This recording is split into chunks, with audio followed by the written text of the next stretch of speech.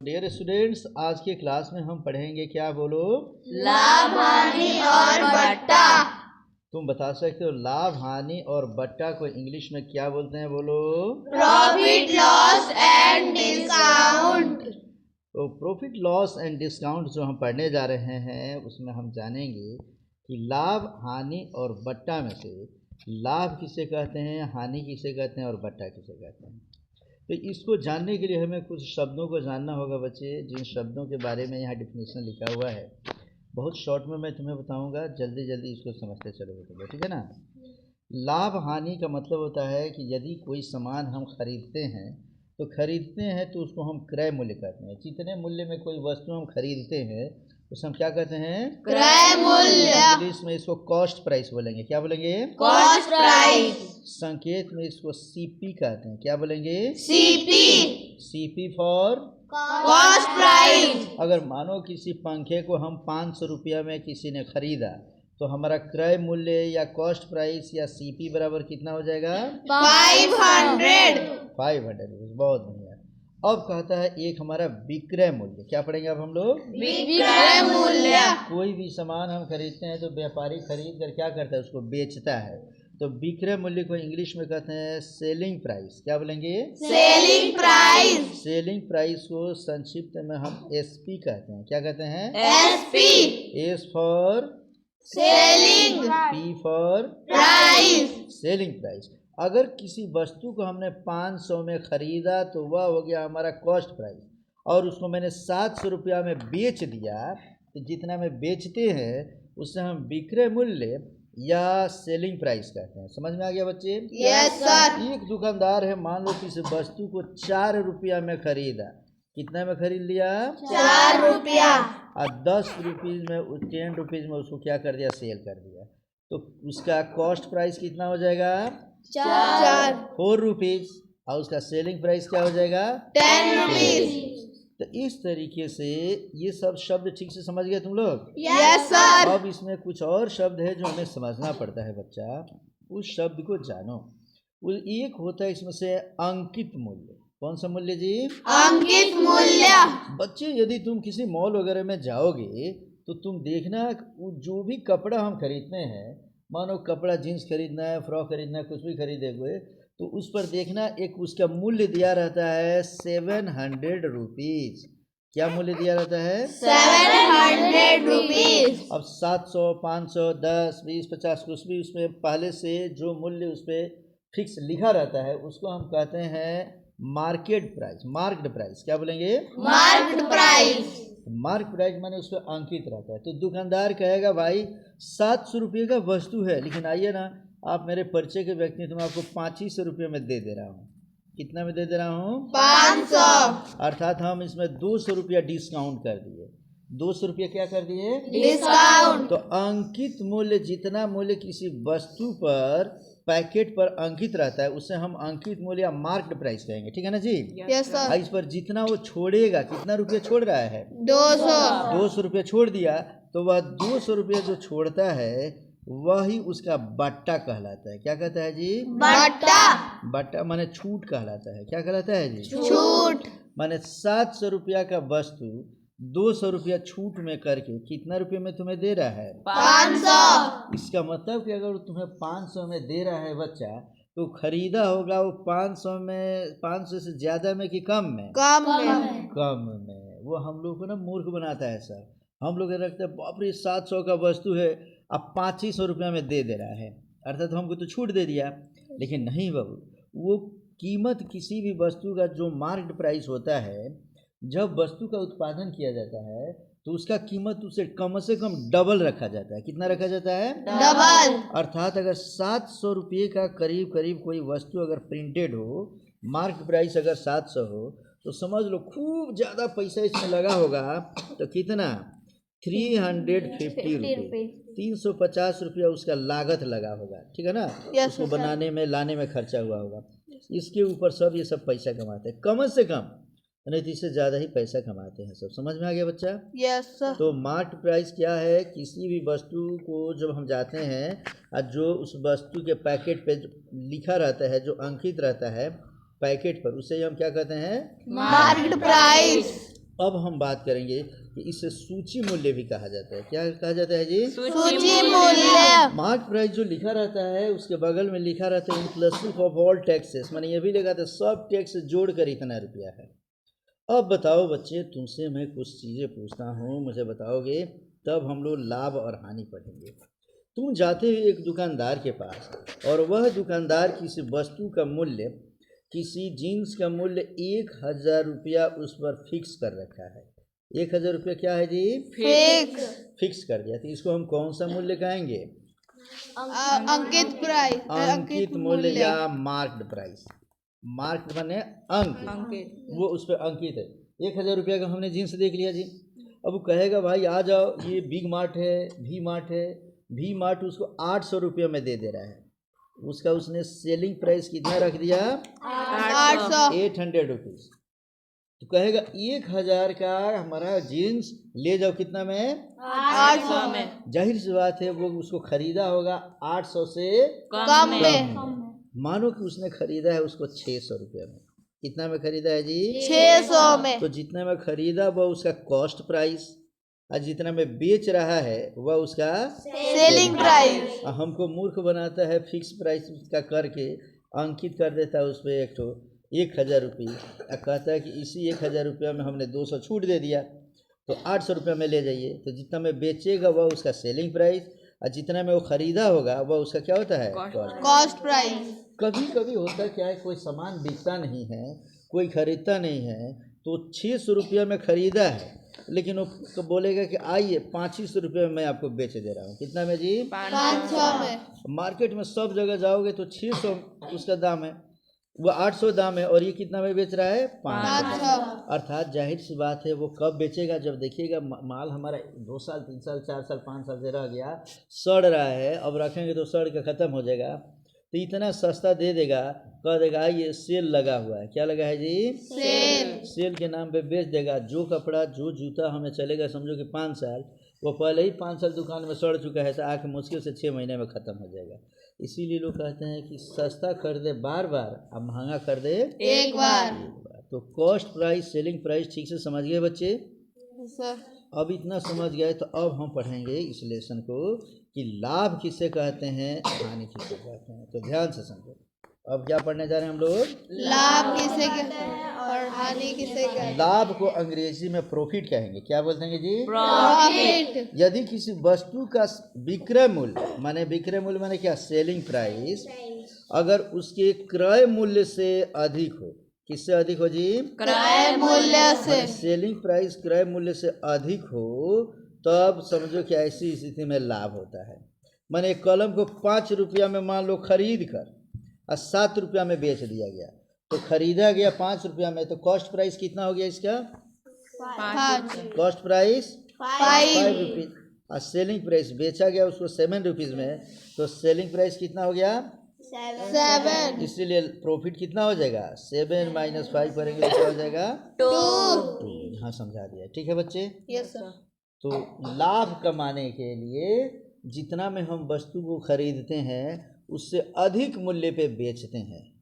अरे समझ रहा है? तो बिल्कुल यहाँ देखते रहो तुम। अब यहाँ समझो।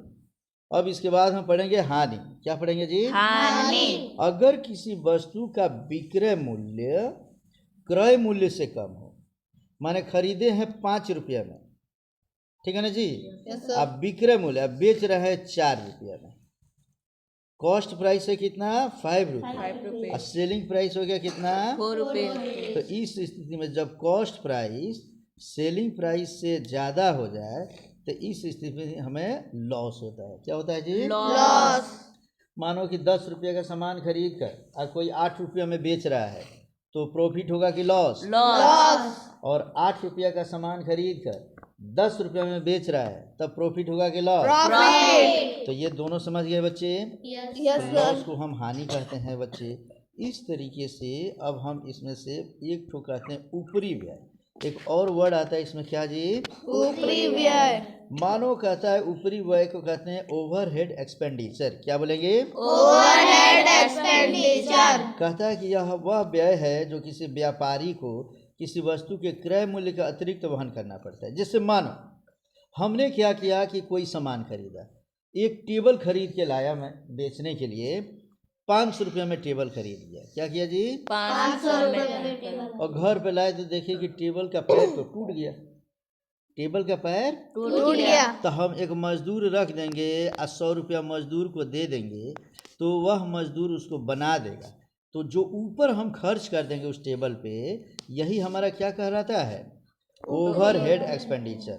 वही क्या कहलाएगा? Overhead expenditure. इसी को ऊपरी व्यय कर, अर्थात 500 में खरीदा और 100 रुपये उसमें खर्चा ही लग गया, तब हमारा कॉस्ट प्राइस कितना हो गया बच्चे? 600। इसीलिए अब हमको बेचना है लाभ कमाने के लिए, तो 600 से अधिक में बेचेंगे कि 600 से कम में? अधिक में। इसलिए हम बोलते हैं कि 700 रुपये में हम बेचेंगे या 800 में बेचेंगे या 900 में बेचेंगे। समझ रहे हो? Yes sir. तो इसे हम बोलते हैं ओवरहेड एक्सपेंडिचर। तुम यहाँ ध्यान दो बच्चे, तुम्हारा नज़र हमेशा इधर उधर रह रहा है, कंसंट्रेशन यहाँ रखो। इतना समझ गए सब? Yes sir. अब हम कहेंगे इसमें से बट्टा किसे कहते हैं। क्या पढ़ेंगे जी? बट्टा। बट्टा को इंग्लिश में क्या बोलते हैं बच्चे? डिस्काउंट। डिस्काउंट कहता है किसी वस्तु के अंकित मूल्य पर, अर्थात जो मार्क्ड प्राइस रहता है ना, जैसे हमने बोला ना कि 1000 रुपया जीन्स का मूल्य क्या कर दिया है? मार्क्ड प्राइस कर दिया है। MRP, मार्क प्राइस को हम MRP के नाम से जानते हैं। क्या जानेंगे जी? MRP दे दिया कितना? 1000 रुपये, ठीक है ना। अब कहता है कि आइए हम आपको इसमें से 20% डिस्काउंट दे रहे हैं। कितना परसेंट? 20%। उसके MRP पे जितना प्रतिशत छूट दिया जाता है या जितना रुपया छूट दिया जाता है वही उसका डिस्काउंट कहलाता है। जैसे हमने पहले बताया था, 1000 के जीन्स पर कितना रुपया का छूट दे दिया? वो 200। तो 200 रुपये उसका क्या कहलाता है? डिस्काउंट कहलाता है। या परसेंटेज में करेंगे तो 1000 का 20% 200 रुपया होता है, तो या तो 20% उसका डिस्काउंट कहलाएगा और नहीं तो उसका क्या कहलाएगा? 200 रुपया उसका डिस्काउंट कहलाएगा। रुपया में कहेंगे तो 200 और प्रतिशत में कहेंगे तो 20%। अब उस स्थिति में अब कहेगा ले जाइए ना, 800 रुपया में हम आपको बेच दे रहे हैं, तो सेलिंग प्राइस उसका कितना हो गया? 800। अर्थात खरीदा होगा कितना में? 800 से कम में खरीदा होगा, तभी ना उसको लाभ होगा बच्चे। Yes sir. तो इस तरीके से तुम्हारे क्लास में इतना ही पढ़ना है। क्रमिक बट्टा क्या होता है? किसी वस्तु के अंकित मूल्य पर पहले R1% पहले कहेगा कि आइए आप आते हैं तो हम आपको 5% का छूट दे देते हैं, और जो बचता है उस पर फिर बट्टा छूट देता है, और जो बचता है उस पर फिर से छूट दे देता है। इस तरीके से 3 बार अगर एक ही वस्तु में छूट देता है तो R1%, R2%, R3% क्रमिक बट्टा इसको हम कहेंगे। तो ये 10वीं से ऊपर के क्लास के लिए है। तुम लोग चूँकि 4वीं, 5वीं, 6वीं, 7वीं, 8वीं के स्टूडेंट हो तो तुम्हारे लिए ऊपर का ही ठीक है। ठीक है बच्चे? अब इसका कुछ फार्मूला है जो इस वीडियो में हम पढ़ेंगे। ठीक है बेटा? तो फार्मूला हम पढ़ने जा रहे हैं। क्या फार्मूला है एक एक करके इसको समझते चलो बच्चे। पहला फार्मूला कहता है, खूब ठीक से समझो इसका बेसिक फार्मूला क्या कहलाता है। ये रहा बेसिक फार्मूला, खूब ठीक से समझेंगे। ये समझ गया और ये याद कर लिए तो समझ लो कि सिमुलतला हो, नवोदय हो, सैनिक स्कूल हो, वहाँ तक के लिए तुम कंप्लीट हो। जामिया हो, अलीगढ़ मुस्लिम यूनिवर्सिटी हो, या BHE हो, BHS हो, ये सब के लिए कंप्लीट। ठीक है ना? पहला फार्मूला ये अभी तुम लोग याद कर चुके हो बच्चे। फार्मूला नंबर 1 कहता है क्रय मूल्य या कॉस्ट प्राइस बराबर क्या होता है? बोलो। विक्रय मूल्य माइनस लाभ। ये फार्मूला कहाँ से आता है पहले हम ये सोचते हैं बच्चे। ठीक है ना? तो इसके लिए हमने तुम्हें बताया था कि लाभ बराबर क्या बताया था बच्चा? लाभ को हम प्रॉफिट कहते हैं ना जी। Yes sir. Profit equal to हम बोले थे कि selling price minus cost price. ये मेन वाला फार्मूला है हमारा। ठीक है ना जी? Yes sir. तो अगर लाभ कहता है तो लाभ बराबर selling price minus cost price. अगर कहता है कि क्रय मूल्य बराबर क्या होगा? क्या कहता है? क्रय मूल्य। तो माइनस CP इधर आ जाएगा तो इधर प्लस CP हो गया। Yes sir. इधर हो गया सेलिंग प्राइस, ये प्लस प्रॉफिट उधर जाएगा तो क्या हो गया? माइनस। अर्थात एक ये फार्मूला हमें याद हो जाए तो सब फार्मूला हम लोग समीकरण से निकाल सकते हैं कि नहीं जी? निकाल सकते हैं, ठीक है। हाँ, अब देखो बच्चे, तो लाभ बराबर selling price minus cost price. बोलते जा बच्चा, जल्दी जल्दी। तू सब बोलने में विलम्ब क्यों करता है रे सर? चलो बोलो, फिर से बोलो। लाभ बराबर selling price minus cost price.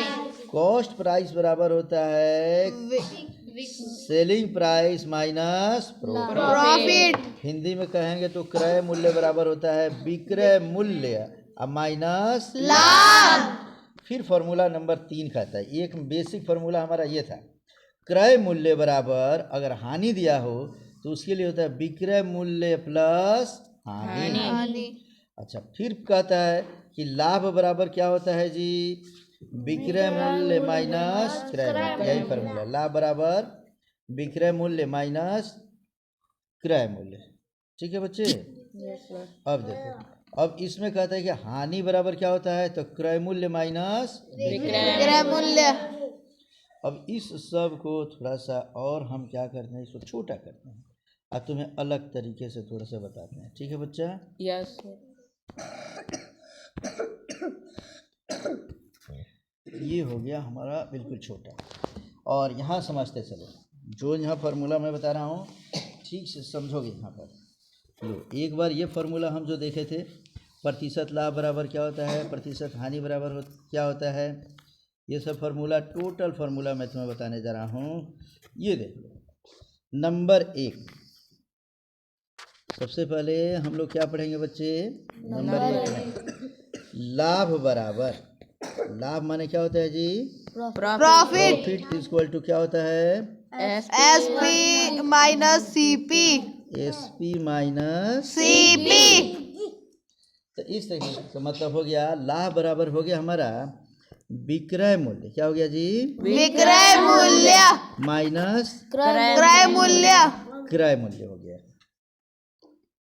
तो इससे संबंधित एक और फार्मूला पूछता है कि लाभ बराबर विक्रय मूल्य तथा क्रय मूल्य। तो यही एक दूसरा फार्मूला इससे सटा हुआ कहता है कि प्रतिशत लाभ बराबर कितना होता है।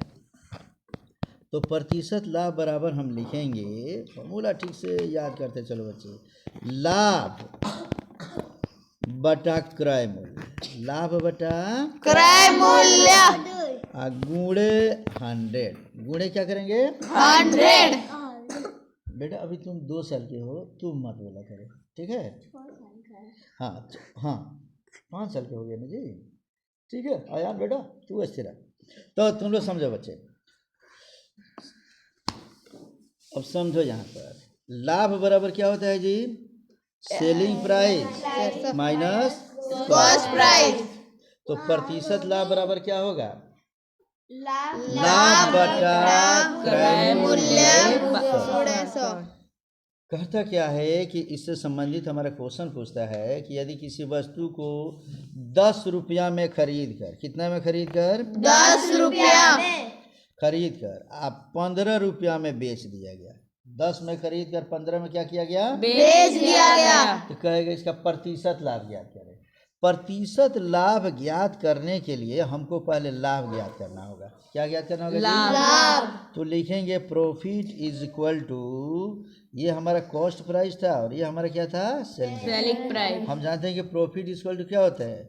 Selling price minus cost price, SP minus CP. तो हम क्या करेंगे? 15 माइनस क्या कर लेंगे जी? 10 कर लेंगे। तो कितना आ गया हमारा? 5। यह 5 हमारा क्या आया? प्रॉफिट। लेकिन परीक्षा में क्या कर रहा है जी? प्रतिशत लाभ ज्ञात करें, ठीक है ना जी? Yes sir. परसेंटेज प्रॉफिट कहेगा। तो परसेंटेज प्रॉफिट के लिए हम क्या करेंगे? ये 5 को क्या करेंगे? फार्मूला लिखेंगे, प्रतिशत लाभ बराबर लाभ बटा क्रय मूल्य गुणे 100, अर्थात 5 बाई क्रय मूल्य। क्रय मूल्य माने कॉस्ट प्राइस कितना दिया है? 10 इंटू क्या कर लेंगे? 100 काट लेंगे, 0 से 0 कट गया, 10 बचे कितना हो गया? 50। माने 50% हमारा क्या हो गया जी? लाभ हो गया। समझ में आ गया? Yes sir. इसी तरीके से अब दूसरा फार्मूला फिर समझो।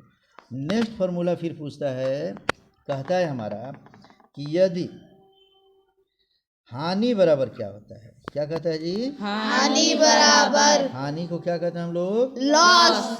लॉस बराबर होता है, बोलो क्या होगा? CP minus SP. सीपी का मतलब क्या होता है बच्चे? क्रय मूल्य, कॉस्ट प्राइस। अब माइनस एसपी मतलब सेलिंग प्राइस। सेलिंग प्राइस माने क्या हो गया? विक्रय मूल्य। अर्थात यदि किसी वस्तु को देख लो, यहाँ पे 10 रुपये में खरीद के 8 रुपये में बेच दे, माने क्रय मूल्य अधिक हो जाए, विक्रय मूल्य कम हो जाए तो क्या होगा? हानि। तो हानि का फॉर्मूला अगर ये है तो दूसरा प्रतिशत लॉस का फॉर्मूला, प्रतिशत हानि का फॉर्मूला क्या होगा बच्चा? वही फॉर्मूला क्या लिखेंगे? हानि बटा क्रय मूल्य अगुणे 100। समझ में आ गया बच्चे? Yes sir. अर्थात इसको हम कहेंगे loss is equal to percentage loss. कौन loss? Percentage loss equal to loss by CP into 100।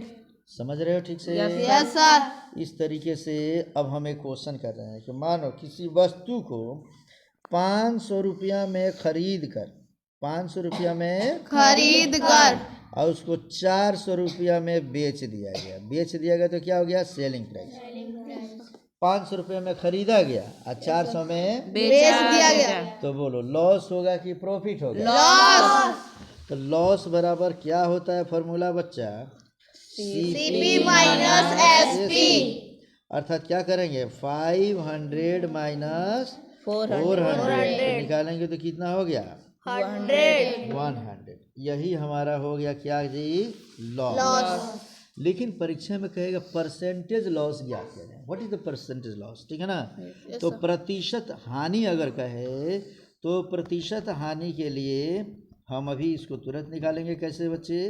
तो हम देखे हैं कि इसका लॉस हुआ था, लॉस आया था कितना? 100। हम जानते हैं percentage loss equal to formula क्या होता है? Loss by CP into 100। इसीलिए लॉस की जगह क्या रखेंगे? 100 बाई सीपी की जगह क्या रखेंगे? बोलो 500 इंटू फॉर्मूला 100 की जगह 100।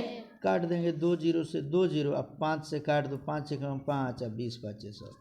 कितना परसेंट हो गया लॉस बच्चा? 20%। माने 20% लॉस, परसेंटेज लॉस हो गया।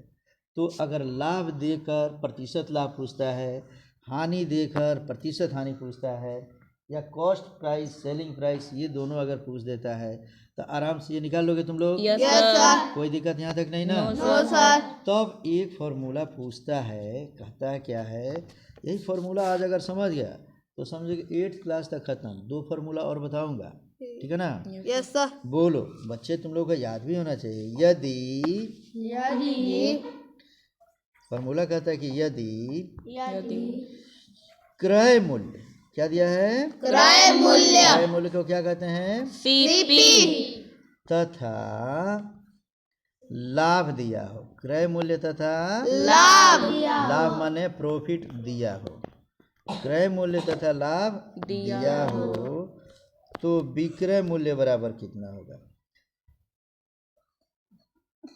लाभ की जगह ना प्रतिशत लाभ हम दे देते हैं। क्या दे देते हैं जी? प्रतिशत लाभ। क्योंकि क्रय मूल्य और लाभ दिया हो तो विक्रय मूल्य का फॉर्मूला हम पहले पढ़ चुके हैं। अब हम पढ़ रहे हैं कि क्रय मूल्य और प्रतिशत लाभ दिया हो तो विक्रय मूल्य बराबर कितना होगा? विक्रय मूल्य बराबर कितना होगा? फॉर्मूला बच्चों तुम्हें याद होगा बच्चे, बोलो विक्रय मूल्य बराबर क्या होता है? जल्दी बोलो।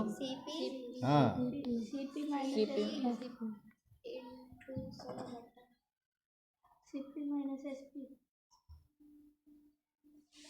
जल्दी बोलो क्या होगा? CP plus SP.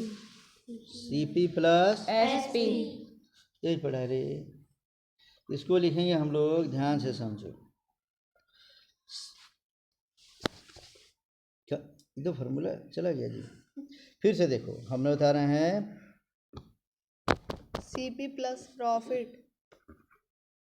पेन ले लेते हैं यहाँ पर।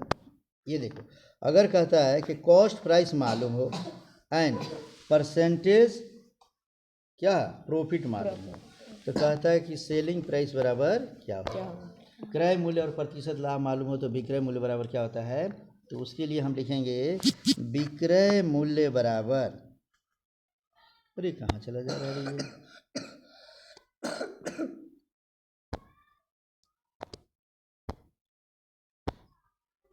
ये, यहाँ देखो ये बार बार इधर उधर हो जा रहा है। क्या मैंने बोला था, यदि क्रय मूल्य एंड प्रतिशत लाभ माने प्रॉफिट मालूम हो तो कहता है कि विक्रय मूल्य बराबर क्या होगा। तो विक्रय मूल्य बराबर हम लिखते हैं बच्चे 100 प्लस प्रतिशत लाभ, क्या लिखेंगे 100 प्लस प्रतिशत लाभ बट्टा 100 इंटू क्रय मूल्य। समझ में आया? Yes sir. विक्रय मूल्य बराबर हो जाएगा 100 प्लस प्रतिशत लाभ बटा 100 इंटू क्रय मूल्य। अगर कहा जाए इंग्लिश में तो इसको बोलेंगे हम लोग कि selling price equal to 100 plus percentage profit by 100 into क्रय मूल्य। समझ गया सभी? Yes sir. यहीं पर अगर कहता है यदि कॉस्ट प्राइस और समझो कि परसेंटेज लॉस मालूम हो तब विक्रय मूल्य बराबर क्या हो जाएगा, तब विक्रय मूल्य बराबर लिखेंगे प्लस प्रतिशत लाभ की जगह हम क्या कर लेंगे माइनस लगा लेंगे। क्या लगा लेंगे जी? माइनस। तो इसको हम फिर से समझते हैं, देख लो कि अब इस बार क्या कह रहा है, समझो यदि कॉस्ट प्राइस क्रय मूल्य इसी प्रकार लिखोगे, यदि क्रय मूल्य तथा प्रतिशत हानि मालूम हो, क्रय मूल्य तथा क्या मालूम हो प्रतिशत हानि मालूम हो, पूरा फॉर्मूला लिखना तुम लोग, ठीक है ना जी? Yes sir. तो विक्रय मूल्य बराबर कितना, तो हम लिखेंगे बच्चे कि विक्रय मूल्य बराबर क्या लिखेंगे, विक्रय मूल्य बराबर 100 माइनस प्रतिशत हानि, क्या लिखेंगे 100 माइनस प्रतिशत हानि बट्टा 100 इंटू क्रय मूल्य बटा 100 इंटू क्रय मूल्य। समझ गए? Yes sir. जैसे देखो इसमें कहेगा क्या, इसमें कहता है क्वेश्चन दे देगा किसी वस्तु को 100 रुपया में खरीदने से 100 रुपया में खरीदने से 20% का लाभ होता है, 20% का लाभ होता है, लाभ होता है, 20% का लाभ होता है, लाभ होता है। तो कहता है उसका सेलिंग प्राइस याद करें, माने विक्रय मूल्य याद करें। हमें पता है कि अगर क्रय मूल्य और प्रतिशत लाभ मालूम है, क्या मालूम है जी प्रतिशत और क्रय, तो विक्रय मूल्य बराबर क्या होता है 100 प्लस प्रतिशत लाभ बटा 100 इंटू क्रय मूल्य होता है ना जी? Yes sir. तो इस तरीके से हम इसको बना सकते हैं। क्या बनाएंगे देख लो कि 100 बटा 100 प्लस प्रतिशत लाभ की जगह हम क्या रख लेंगे 20, अब बाई फिर क्या लेंगे 100 इंटू क्रय मूल्य की जगह पे हम क्या लिख लेंगे बच्चा 100। तो 100 से 100 कट गया, 100 में 20 जोड़ देंगे तो कितना हो गया 120। अर्थात 100 रुपया की यदि कोई वस्तु हम खरीदे हैं तो 20% का लाभ कमाने के लिए हमें कितना रुपया में बेचना पड़ेगा 120। समझ रहे हो? Yes sir. अगर मैं कहूँ कि 100 रुपया का कोई वस्तु खरीद लो और उसमें 40% लाभ कमाना है तो कितना में बेचोगे, तो 100 प्लस परसेंटेज लाभ बाई 100 इंटू क्रय मूल्य कर लेंगे। अरे समझ में ना जी? Yes sir. अगर कहें कि 25 रुपया का कोई तुम 25 रुपया किलो का आलू खरीद लिए, यस सर। कितना रुपया किलो का 25 रुपये किलो, और उस पर तुम चाहते हो कि 10% हम प्रॉफिट कमा लें, कितना परसेंट 10%। तो कितना में बेचेंगे तो हम लोग को प्रॉफिट हो जाएगा बच्चे, तो क्या करेंगे 10% लाभ कमाना है ना, यस तो सर। लिखेंगे 100 प्लस 10 सेलिंग प्राइस 100 प्लस प्रतिशत लाभ दिया है ना, yes sir. 100 plus 10 by 100 into क्रय मूल्य की जगह क्या रख लेंगे 25। अर्थात इसको हम आगे काट सकते हैं कि नहीं जी? काटेंगे, देखो किस तरीके से काट रहे हैं, देखते जाओ 100 प्लस 10 बाई 100 इंटू 25, यही ना था जी? Yes sir. तो ये हो गया 110/100 इंटू 25। अब 1 0 से 1 0 काट दो, 5 दूनी 10, अब 5 पचे 25, 11 पचे 55/2, माने घट 2 दूनी 4 और 2 सते 14, 27 रुपया 50 पैसा में जब हम बेच देंगे 25 रुपया के आलू को, अगर हम 27 रुपया 50 पैसा में बेच देंगे तो कितना प्रतिशत हम लाभ कमा लेंगे? 10। समझ में आ गया बच्चे? Yes sir. ये क्यों हम प्रॉफिट लॉस समझते हैं, पढ़ते हैं, समझ में आ गया? Yes sir. कोई सामान हम खरीद लेंगे और सोच लेंगे हमको कितना % लाभ कमाना है जी। अब एक दुकानदार क्या करता है, हमें केवल इसको पढ़ना नहीं है बच्चे, इसको समझना भी है। मानो तुम एक दुकानदार हो और तुम सोचते हो कि मैं जीन्स खरीद के लाया हूँ 700 रुपया में। कितना रुपये में खरीद के ला दिए हो? 700। और तुम कह रहे हो कि हमको इस पर लाभ कमाना है 20%। कितना %? 20%। 20% लाभ कमाना है। अब तुम चले जाओगे कहीं भी, तुम्हारा भाई है, पापा है, कोई भी है, बोलोगे इसको बेच दीजिएगा, लेकिन 20% लाभ कमाने के लिए कितना में बेचिएगा, तो इसका विक्रय मूल्य निर्धारित करेंगे हम। विक्रय मूल्य कैसे निर्धारित करते हैं बच्चे, याद है फॉर्मूला तुम लोगों को? Yes sir. विक्रय मूल्य निकालने के लिए हम क्या करेंगे, हम जानते हैं कि यदि क्रय मूल्य और परसेंटेज प्रॉफिट लाभ मालूम हो तो विक्रय मूल्य बराबर क्या होता है? 100 हाँ 100 plus percentage profit by 100 into cost price CP। अर्थात इसको लिखेंगे 100 प्लस कितना % लाभ कमाना है? 20। तो यहाँ 20 लिखकर बटा हम 100 लिख लेंगे और इंटू में हम कॉस्ट प्राइस में क्या रख लेंगे जी? 700 रुपये ना, 700। अब काट लो इसमें, ये हो गया 120 बटा ये हो गया हमारा नीचे 100 इंटू यहाँ क्या हो गया? 700। 2 0 से 2 0 कट गया तो 12 सते 84, 840। माने अगर 700 रुपया का जीन्स खरीद ले हम और हमको बेचना है 20% पे, कितना % लाभ पर? 20%। तो हमें कितना रुपये में बेचना होगा? 840। तो समझ में आ गया बच्चे? Yes sir. ऐसा कोई भी क्वेश्चन हो तो बना सकते हो। Yes sir. Profit and loss के क्वेश्चन क्यों पढ़ना चाहिए, ये समझ में आया? Yes sir. कोई भी सामान हम लाएंगे, मन में सोच लेंगे हमको इतना ही लाभ कमाना है, हम पहले ही फिक्स कर देखते हो ना कि कई सारे लोग पहले ही फिक्स कर देते इतना मैं बेच दूंगा जी, अर्थात तो उसको पता है कि हमें 20% लाभ कमाना है, ज़्यादा लाभ नहीं कमाना। अब इस लाभ की जगह अगर हानि हो जाए, लाभ की जगह क्या हो जाए? हानि। तो इस प्लस की जगह पे हम क्या कर देंगे? माइनस। माइनस कर देंगे। तो ऐसा प्रश्न बना लोगे तुम लोग? Yes sir. चलो बच्चे, अब अंतिम प्रश्न आज का मैं फार्मूला बता रहा हूँ, ठीक है ना? कौन फार्मूला? अंतिम। आज का अंतिम फार्मूला हम लोग पढ़ रहे हैं, ठीक है ना? चलो, फार्मूला नंबर नेक्स्ट कहता है कि यदि, क्या कर रहा है? यदि विक्रय मूल्य, अब क्या मालूम है जी? विक्रय मूल्य विक्रय मूल्य को क्या कहते हैं? सेलिंग प्राइस तथा प्रतिशत लाभ मालूम हो। विक्रय मूल्य और प्रतिशत लाभ मालूम हो तो क्रय मूल्य बराबर क्या होगा? अरे समझ में? Yes sir. इसके लिए फॉर्मूला होता है बच्चे कि क्रय मूल्य बराबर 100 बटा 100 प्लस प्रतिशत लाभ। ये उल्टा हो जाएगा, ये नीचे हो जाता है मात्र, और गुणे हो जाएगा हमारा विक्रय मूल्य। समझ गए? इसको हम अगर संकेत में कहें तो इसे कहेंगे कॉस्ट प्राइस माने CP is equal to 100 by क्या? 100 plus percentage profit into selling price. समझ गए सब? Yes sir. अर्थात ये फॉर्मूला पढ़ लिए तो हम समझो कि 8वीं क्लास नहीं 10वीं क्लास तक का समझो कि लाभ हानि समाप्त। समझ गया बच्चा? Yes sir. अब इसके बाद स्पेशल ट्रिक बचता है। स्पेशल ट्रिक में कई ठो मैं तुम्हें पढ़ा भी दिया हूँ, प्रतिशत के दिए नहीं तुम लोगों को। अब जैसे अब इसमें हम फॉर्मूला अगर ये नोट कर लिए तो आगे बढ़ाऊँ बच्चा? Yes sir.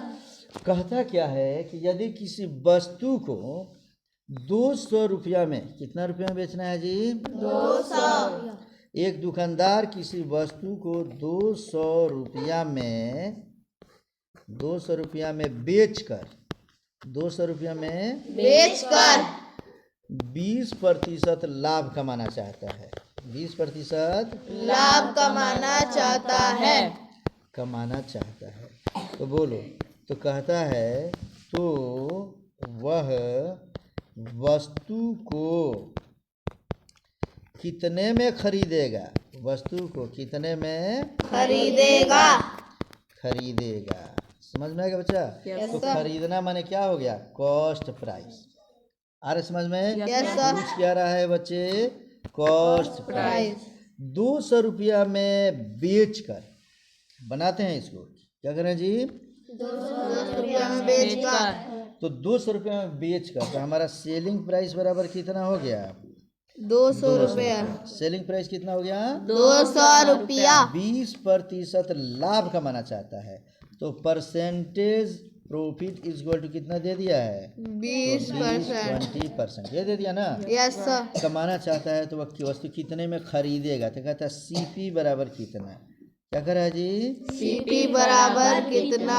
हमें पता है कि यदि किसी वस्तु का विक्रय मूल्य और प्रतिशत लाभ मालूम हो तो क्रय मूल्य बराबर क्या होता है? 100 बटा 100 प्लस प्रतिशत लाभ या प्रॉफिट इनटू सेलिंग प्राइस अर्थात विक्रय मूल्य।